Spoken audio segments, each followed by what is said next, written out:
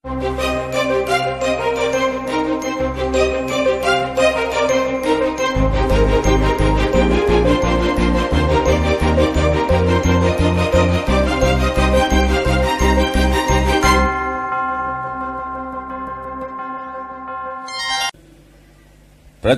ఒక్కరిని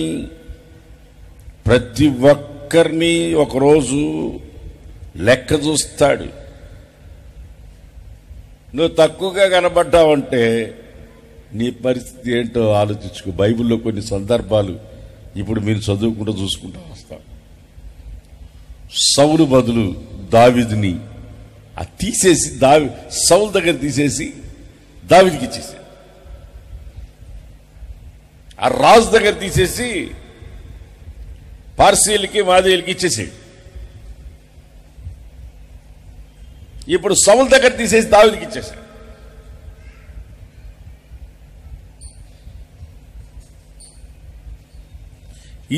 ఇది విన్నప్పుడు మనకి ఏమనిపించాలి? మనం కూడా పోగొట్టుకోకూడదురా.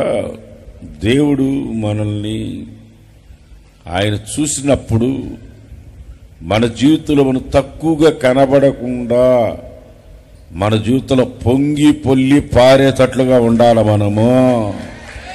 ఆమేన్, హల్లెలూయా. తక్కువగా ఉండకూడదు. అది పరిశుద్ధాత్మ అనుభవం అయినా సరే, విశ్వాస జీవితంలో అయినా సరే తక్కువగా కనబడకూడదు. దేవుడు మనలో మనం ఉన్నతమైన స్థితిలో ఉండాలని చూడాలని అనుకుంటున్నాడు ఆయన. మనం తక్కువగా కనబడకూడదు. ఎందుకంటే మనం ఆరాధిస్తున్న దేవుడు మనల్ని ఉన్నతమైన స్థితిలో పెట్టే దేవుడు. ఆమేన్. ఇచ్చాడు, అందరికి తలాంతులు ఇచ్చాడు.